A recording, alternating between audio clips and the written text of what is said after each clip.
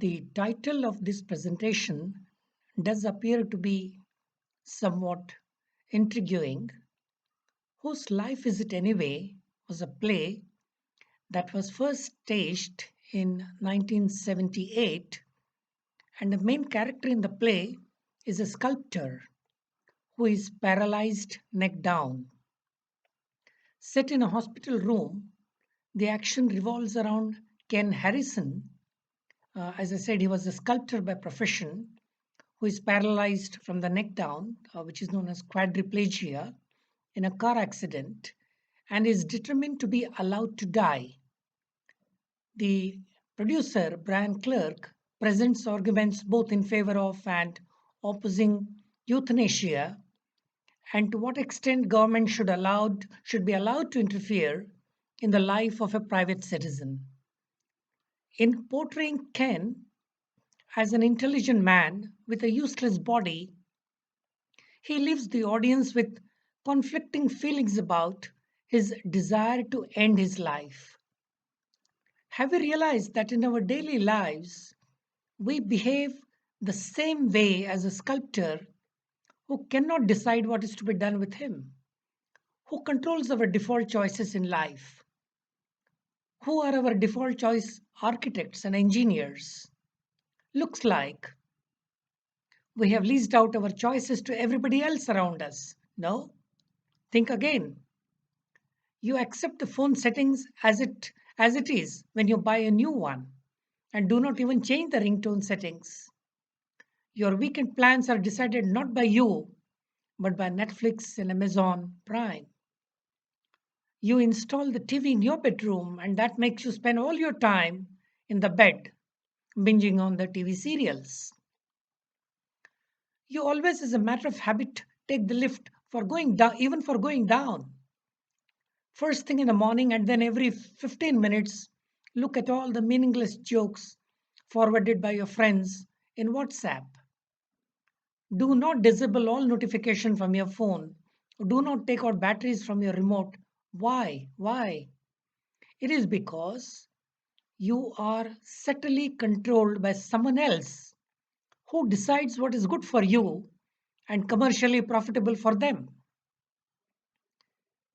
In many Indian families, parents dictate the default choices for their children that they should become doctors or engineers, no matter the child hates seeing blood or injuries or tampering with gadgets. Root of honor killing that is so prevalent in some parts of backward India and Pakistan lies in the refusal to accept the default choices set by the parents and the community. Why not put back your default back to zero and take control of your choices? Is it possible? How? By opting in new and positive choices or alternatives that you decide, that we decide. By not allowing emails or Facebook, Twitter, Netflix take charge of us. By reading books, by exercising, by opting in for healthy choices.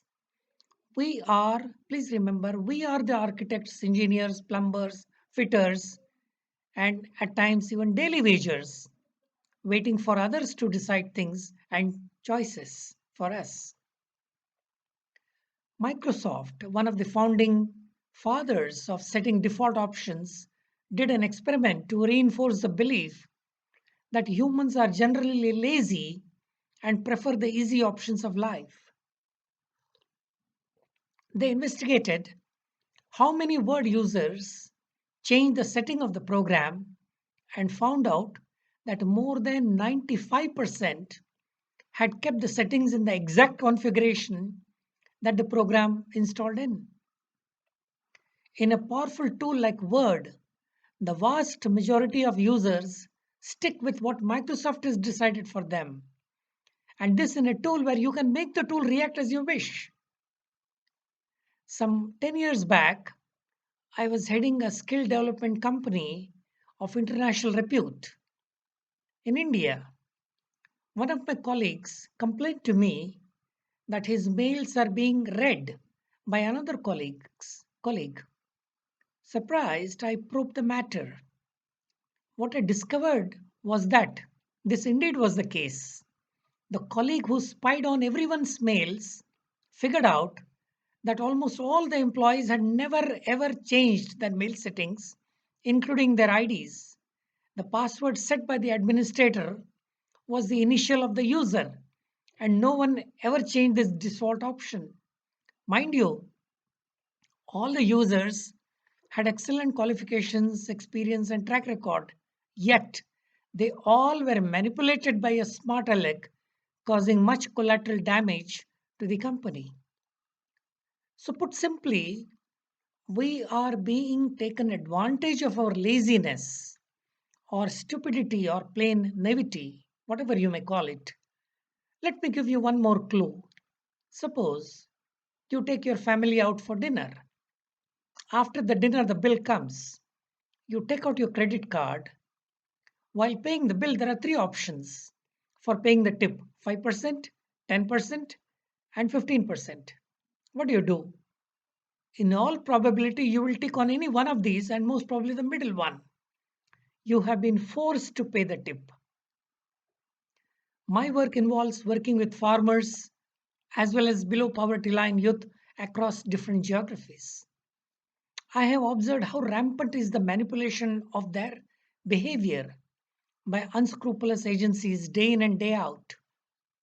Because farmers have been left with absolutely no option where they can exercise their free will, they choose the option to end their lives. The suicides by farmers in India have reached a catastrophic proportion.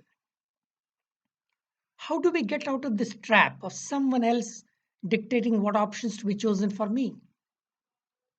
To use the IT terminology, let me say that we should learn to use Control F function of our life. In Google, this is a search function to find or locate the right text. In practical terms, we need to realize that every choice that we make is the choice we have made without any external inducement. I think out loudly within me before exercising my choice and do not blindly tick the easily observable middle option. If I need to buy a food item, I do not go by the advertisement on the TV, but read about it and do a bit of my research to know more about the product. If I need to take the vacation, then I do not go by the swanky advertisements put out by travel agencies and hotels, but look at the TripAdvisor reviews. Being highly individualistic in our choices is the name of the game. Remember what Howard Rourke said in The Fountainhead by Ayn Rand. We can divide the meal among many men, but we cannot digest it in a collective stomach. We need to recalibrate and tweak our life to determine what we want. I do realize that by now you have already deeply enmeshed with your default choices, as I said earlier, of Facebook, Instagram, WhatsApp, and Netflix. But remember that those are prescribed choices dictated by clever marketing. That is nothing but manipulation. You need to make your own default choices so long as you control and manage your life. Choice by inaction or choice by action is the question that we need to ask ourselves. Finally, some tips to use effectively the control F function of our life. Firstly, do not get swayed by the options set by others for you. We are masters of our destiny, and therefore it is our right to have the informed consent which is given after due diligence by me and not by others. We should declutter the options and freeze the one that is good for us. We should set the options which are congruent with our vision, values, and our goals in life. Finally, please try to reduce the choice overload in your life. What is choice overload? Choice overload is like multitasking, which is deceptive. Too many choices. As someone has very wisely remarked, that the art of being wise is the art of knowing what to overlook. Too many choices or information overload overwhelms us. I have seen this happening in agriculture. Too much of technical information makes the farmer wary to read. He just keeps it aside. We should remember that we are responsible for our life, and the choices that we make are ours and not thrust upon or forced upon us by others. That, to me, is the essence of leading a balanced life. Thank you.